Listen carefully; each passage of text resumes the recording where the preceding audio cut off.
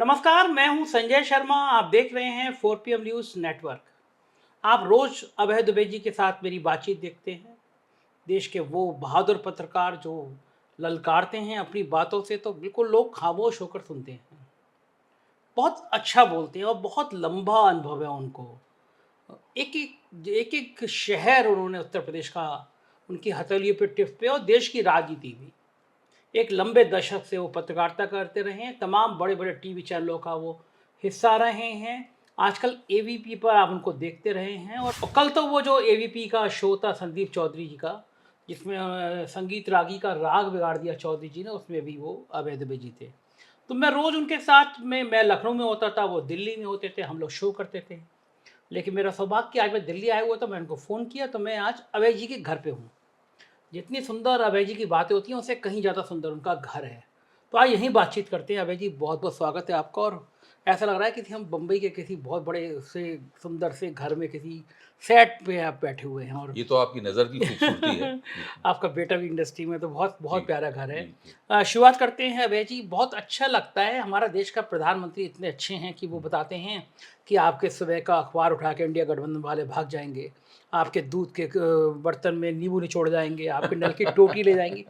कभी आपने कल्पना करी थी देश का प्रधानमंत्री इस लेवल पे आ जाएगा? कौन सी भाषा बोल रहे हैं कि टोटी खोल के ले जाएंगे, आपका अखबार उठा के ले जाएंगे, आपकी भैंस खोल के ले जाएंगे? जी। क्या हो क्या गया है मोदी जी को?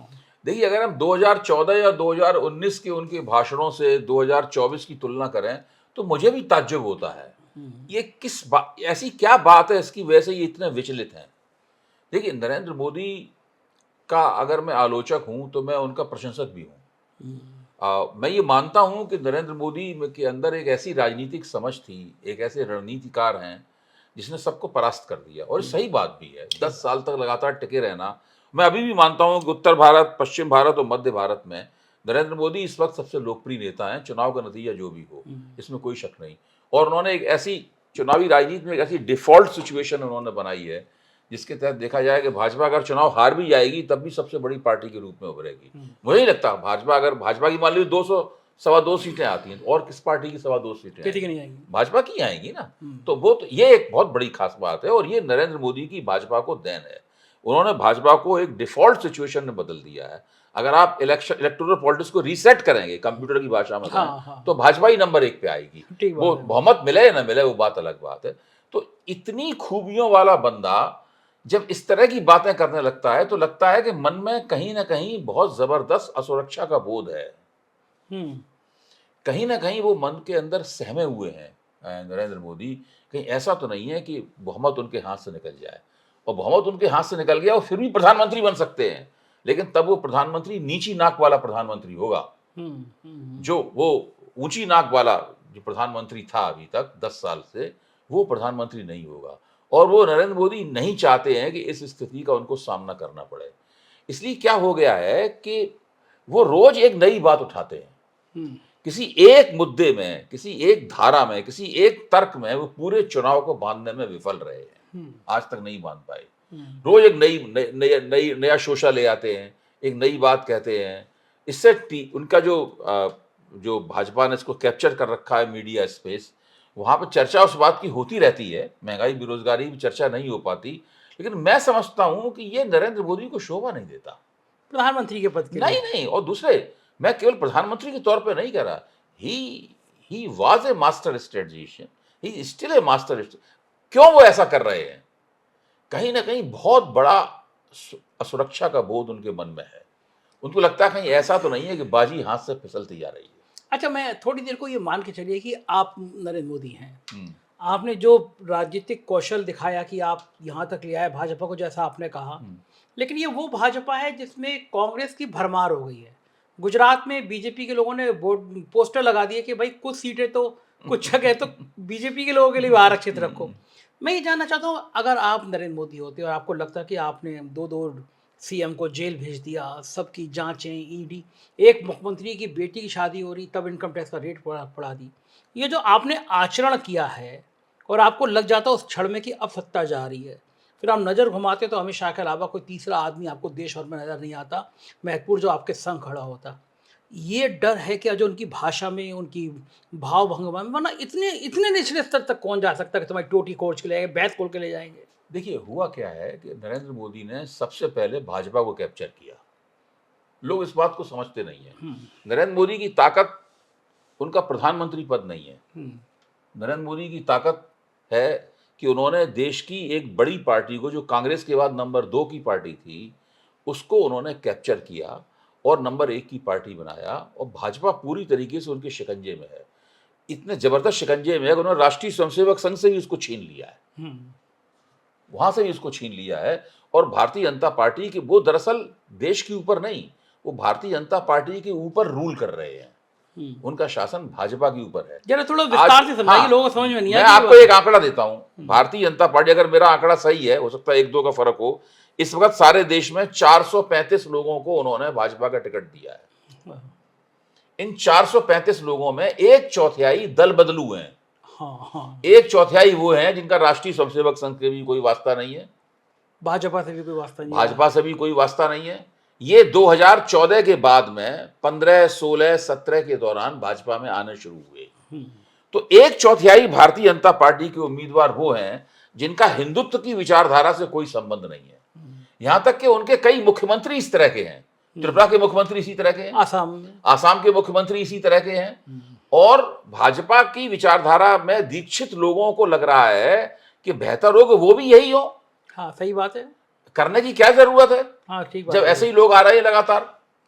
तो ये स्थिति है जो आपने कहा ना, कि लोग कह रहे हैं कि साहब के 33% आरक्षण भाजपा के कार्यकर्ताओं को दे दीजिए टिकट के लिए। हाँ, सही बात। तो जिस आदमी ने देश की एक विचारधारात्मक राष्ट्रीय स्वयंसेवक संघ के जो 16 संगठन थे, उसकी उसमें एक पार्टी थी मजदूर संघ, किसान संघ, हो जाने। आप जानते क्या हुआ? जब 2014 में भारतीय जनता पार्टी जीती, तो 2015 में मोहन भागवत ने कहा कि वो भाजपा के जितने भी सरकार के मंत्री हैं, उन सबसे पूछेंगे कि उन्होंने क्या काम किया 1 साल में, और अपना एजेंडा थमाएंगे। तो यहाँ पे मध्य प्रदेश सरकार का जो मध्यांचल भवन है, उसमें उन्होंने एक मीटिंग आयोजित की और एक-एक मंत्री को उन्होंने बुलाना शुरू किया, मोहन भागवत ने। मंत्री आए, मोदी जी को उससे बड़ी दिक्कत हुई, वो भी आए, तमाम अपनी फाइलें लेके आए, उन्होंने सफाई दी।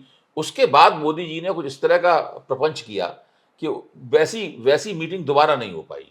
भागवत को ठिकाने लगा दिया। और आज हालत ये है कि जगत प्रकाश नड्डा ने इंडियन एक्सप्रेस को इंटरव्यू देते हुए अभी हफ्ते भर पहले उन्होंने कहा कि आज भारतीय जनता पार्टी के संचालन में राष्ट्रीय स्वयंसेवक संघ का कोई हाथ नहीं है। मुझे बहुत ताज्जुब हुआ। मैंने हर एक व्यक्ति से पूछा, भाई चुनाव के बीच में इंटरव्यू देने की क्या तो की? अगर ये बात भी थी, चुनाव के बाद कैसे बात करें? 5 तारीख को, हाँ, चुनाव के बीच में कहने की क्या? 2 तारीख को कर लेते, 5 को कर लेते। वो बिल्कुल इस बात पे नरेंद्र भाई का कहना था कि अभी कहना जरूरी है। क्यों कहा होगा उन्होंने ऐसा? वो असल में ये चाहते हैं कि इस मामले को एक बार में निपटा दिया जाए, या तो भाजपा या संघ। हाँ, आर पार। हाँ, मेरा मानना है। मैंने भास्कर में एक लेख भी लिखा है इसके ऊपर। कल भास्कर में मेरा लेख भी प्रकाशित हुआ था, जिसमें मैंने स्पष्ट रूप से कहा था कि इस वक्त भाजपा और संघ के संबंध दो राहे पे खड़े हुए हैं। उस लेख का शीर्षक ये था कि भाजपा और संघ के संबंध दो राहे पे खड़े हुए हैं। तो संघ जो भाजपा का पितृ संगठन है, जो उसका आइडियोलॉजिकल मेंटर है, आज स्थिति यह है कि वो अगर एक महामंत्री बदलना चाहे तो नहीं बदल सकते।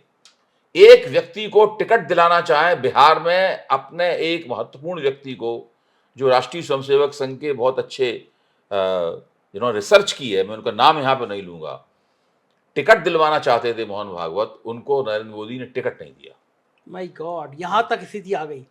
तो ये स्थिति मोदी को नहीं लगा कि अगर बीच में ले आएंगे वो चुनाव के बीच में, तो ये संघ के लोग कार्यकर्ता नाराज होकर बैठ गए? अगर आपको मोदी के राजनीतिक इतिहास पे आप जाएं, जब गुजरात के 12 साल तक मुख्यमंत्री रहे, उन्होंने राष्ट्रीय स्वयंसेवक संघ को घास नहीं डाली कभी। विद्यार्थी परिषद की हिम्मत नहीं थी कि वो नरेंद्र मोदी के नजदीक किसी अफसर के खिलाफ प्रदर्शन कर सकें, कुछ बिल्कुल नहीं कर सकती थी भारतीय विद्यार्थी परिषद। ये हालत थी।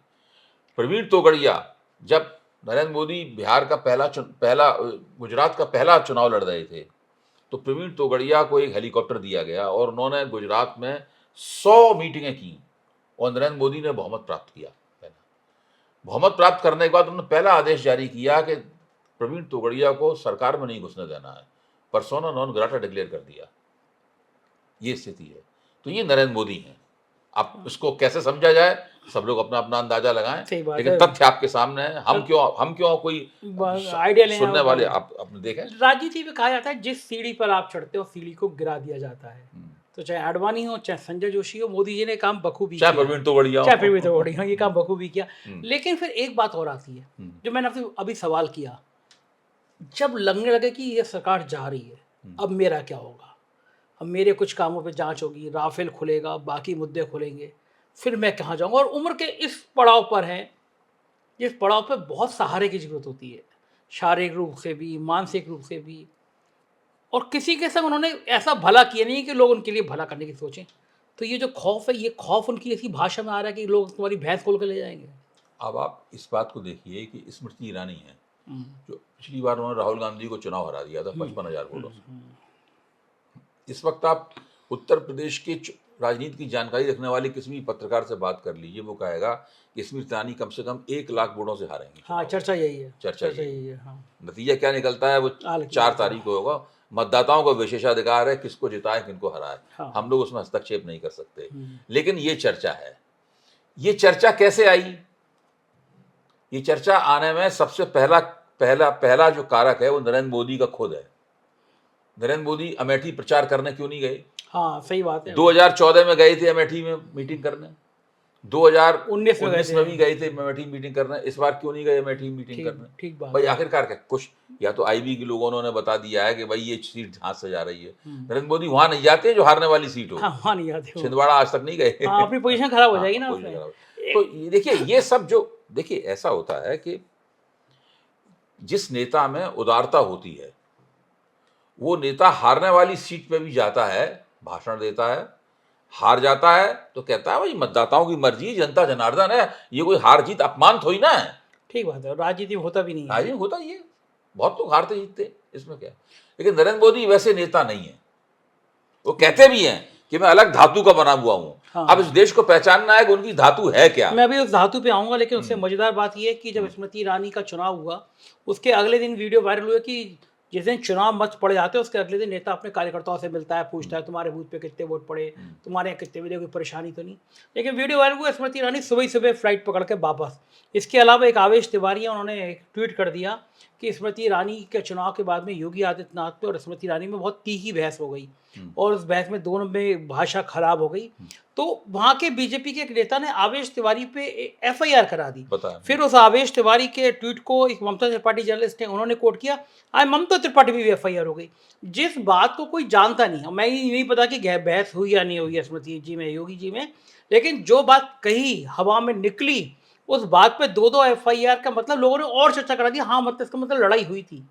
क्या ये अमेठी में कुछ नया खिल रहा है? मतलब योगी बनाम अमित शाह, योगी बनाम मोदी, योगी बनाम स्मृति ईरानी, ये जो चीजें निकल के आ रही हैं बीजेपी में, क्या वो बहुत देखिए, भारतीय जनता पार्टी के प्रति हमदर्दी रखने वाले और हिंदुत्व की विचारधारा के प्रति हमदर्दी रखने वाले कुछ पत्रकार जो मेरी जान पहचान के भी हैं, वो चुनाव से पहले अमेठी गए थे ये देखने के लिए कि वहाँ की स्थिति क्या है। वहाँ जाके उन्हें ये बहुत ताज्जुब हुआ कि भारतीय जनता पार्टी का जो कार्यकर्ता है वो स्मृति ईरानी से काफी क्षुब्ध है। हाँ। तो एक तो होता है मतदाता क्षुब्ध है, और एक होता है कार्यकर्ता क्षुब्ध है। कार्यकर्ता वो होता है जो मतदाताओं के बीच में रहता है और उसी के जरिए पार्टी ऑपरेट करती है, पार्टी को उसी के जरिए समर्थन मिलता है या नहीं मिलता है। जब उसने ये देखा कि मतदाता क्षुब्ध है तो उसे बहुत ताज्जुब हुआ। अच्छा, फिर स्मृति ईरानी पूरी कोशिश कर रही थी कि राहुल गांधी उनके खिलाफ चुनाव लड़ें। हाँ। इसीलिए बार बार वो चुनौती फेंक रही थी कि राहुल गांधी आ जाए, माहौल बन जाए। लेकिन राहुल गांधी, कांग्रेस ने बहुत जबरदस्त दांव खेला। कांग्रेस ने कहा हम नहीं लड़ेंगे, राहुल गांधी को नहीं लड़ाएंगे, किशोरी लाल जी को लड़ाएंगे। उस समय बुरा लगता था ये, उस समय लगता था कि कांग्रेस गलती कर रही है। मैं मानता हूं कि अभी आज भास्कर के एक करस्पॉन्डेंट ने मुझे फोन किया था, दिन में उससे एक लंबी बातचीत भी हुई है। तो मैंने उस नौजवान पत्रकार से यही कहा कि आप लोग उसे कांग्रेस की कमजोरी समझ रहे थे, मैं समझता हूं कि ये अंततः कांग्रेस की मजबूती साबित होगी। किशोरी लाल जी जीतें या हारें, लेकिन वो चुनाव अगर टाइट उन्होंने कर दिया है तो इस बात का सबूत है कि स्मृति ईरानी दरअसल कितने पानी में है। ठीक बात है। स्मृति ईरानी को उससे 2 नुकसान हुए। पहला नुकसान ये हुआ कि राहुल गांधी की लड़ने से उन्हें जो एक वीआईपी का जो सुख मिलने वाला था वो सुख उन्हें प्राप्त नहीं हुआ, और बाद में हालत ये हुई, किशोरी लाल जी भी, किसी ने, एक पत्रकार ने आज तक नहीं कहा किशोरी लाल जी तिनके की तरह उड़ जाएंगे। किसी ने नहीं सब ये कह रहे हैं कि टक्कर बड़ी जोरदार होगी, हाँ। जीत भी सकते हैं किशोरी लाल जी। हाँ, गोली और में जाएंगे। अगर किशोरी लाल जी अगर जीत गए तो ये गजब हो जाएगा। बहुत बड़े बड़े भाजपा के समर्थकों ने मुझसे कहा है कि अगर किशोरी लाल शर्मा स्मृति ईरानी के खिलाफ चुनाव जीत गए तो समझ लो सारे देश में भाजपा की हालत खस्ता है। बिल्कुल सही कह रहे हैं, क्योंकि ऐसी भाषा थी इसमें कि वो राजीव गांधी के नौकर थे, गांधी परिवार के नौकर थे, राहुल के पीए थे, इस तरह की भाषा किशोरी लाल शर्मा के लिए कही गई। और वही किशोरी लाल हरा देंगे तो फिर कांग्रेस कहेगी ना तुम जिनको नौकर कहती थी हमने तुम्हें, हम उन्होंने हरा दिया। लेकिन स्मृति ईरानी का ऐसा टाइट पोजीशन में आ जाना, इसका मतलब कि उत्तर प्रदेश में मामला कुछ पेचीदा है। भाई देखिए, जो बातें निकल के आ रही हैं और जिस प्रकार की चर्चाएं हो रही हैं, एक ज़माना था, मतलब ज़माना क्या, 2-3 महीने पहले की बात है। लोग कहते थे कि भाजपा ने पिछली बार 62 सीटें जीती थीं और इस बार समाजवादी पार्टी ने 5 जीती थी, इस बार 6 जीत जाएगी। बहुत जोर मारा तो 7 जीत जाएगी। कांग्रेस ने 1 जीती थी, 2 जीत जाएगी, बाकी सारी तो भाजपा को ही जीतनी है, एक तरफा चुनाव होगा। ये चर्चा हो रही थी। आज स्थिति यह है कि सारे पत्रकार वो एक लंबी सूची बनाए बैठे हुए हैं कि समाजवादी पार्टी कितनी सीटें जीतेगी, और वो सूची न्यूनतम 18 से शुरू होती है, 25, 30 और 35 तक जाती है। 35 तक जाने लगी है सूची। आप सोचिए 18 से 35 के बीच में वो सूची है, और ये सारे पत्रकार वो हैं जिन्हें कोई भाजपा विरोध के लिए नहीं जाना जाता।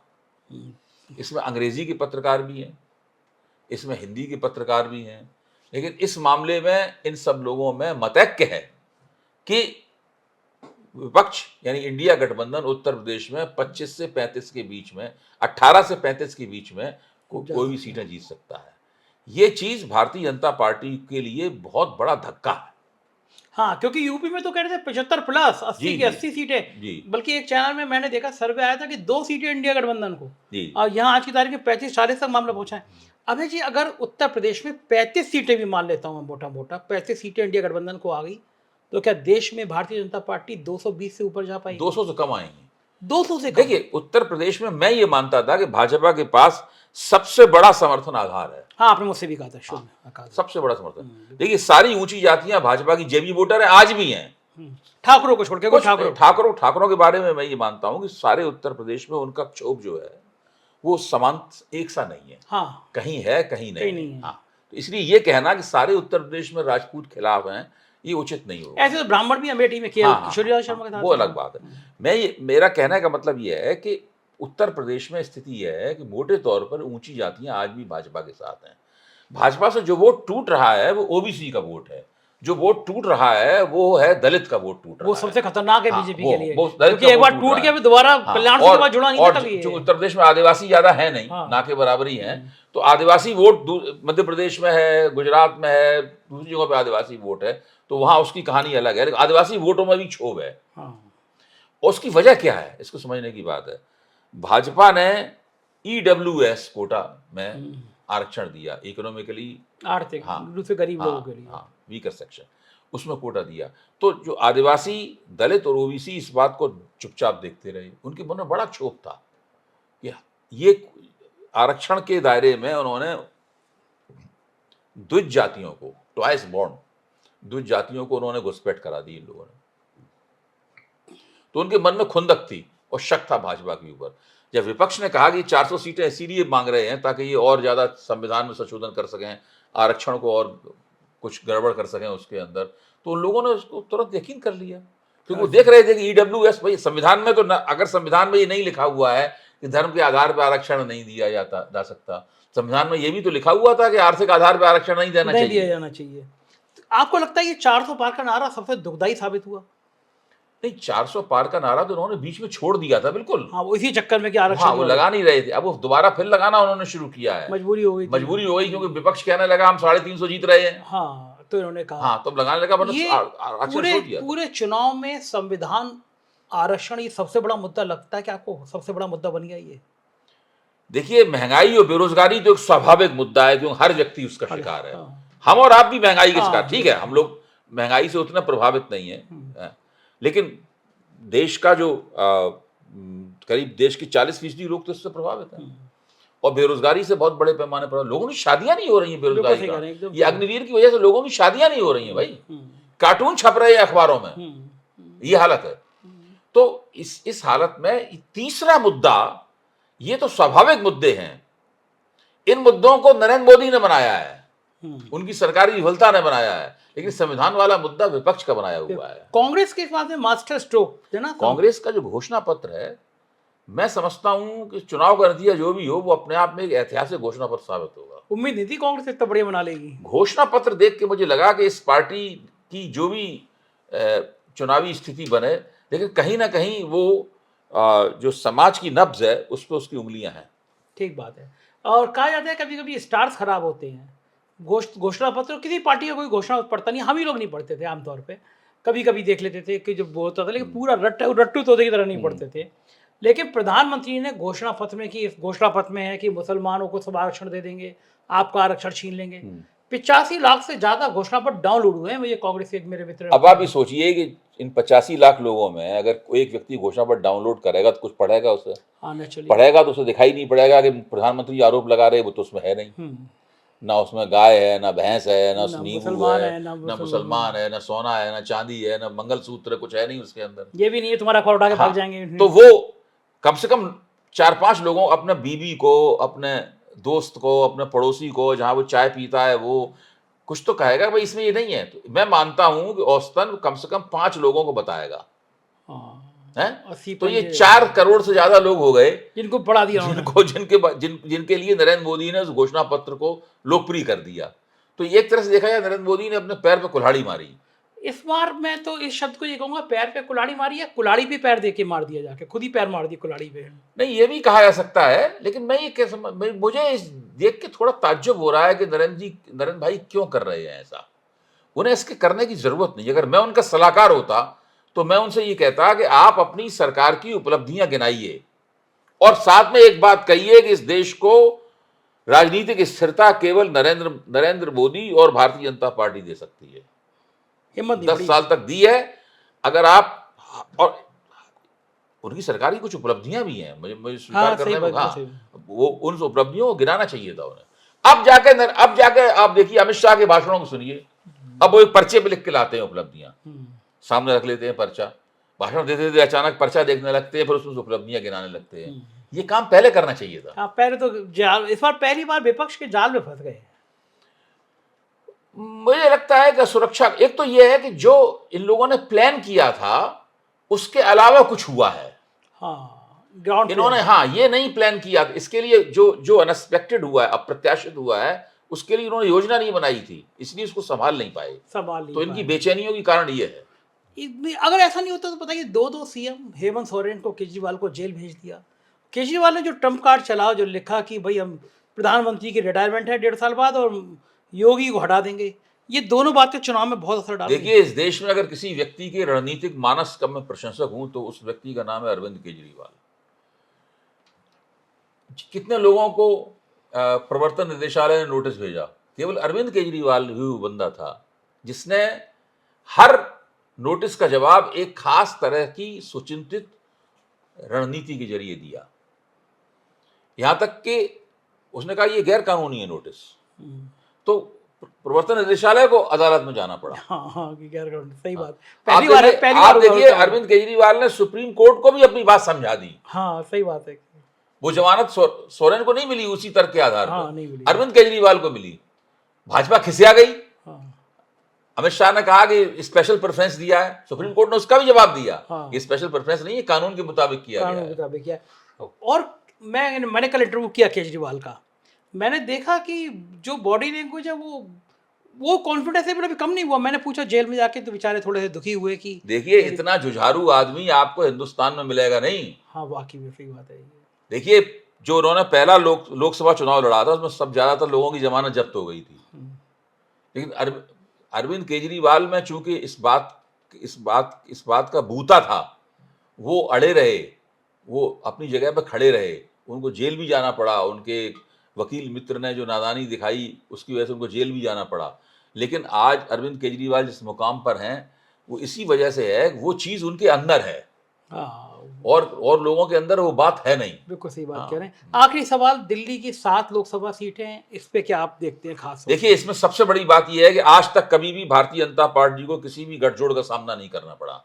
जो गैर भाजपा वोट था वो बढ़ जाया करता था। इस बार हर उम्मीदवार को गैर भाजपा वोट कंसोलिडेटेड फॉर्म में मिल मिलेगा। रहा है, अल्पसंख्यक वोट एक साथ मिल रहा है? एक साथ मिल रहा है। दूसरी सबसे बड़ी बात यह है कि चूंकि इन्होंने मुख्यमंत्री को गिरफ्तार किया, अरविंद केजरीवाल दिल्ली के बहुत बड़े नेता हैं, इतने चुनाव लगातार एक के बाद एक कोई नहीं जीतता, 3 चुनाव जीत चुके हैं लगातार वो।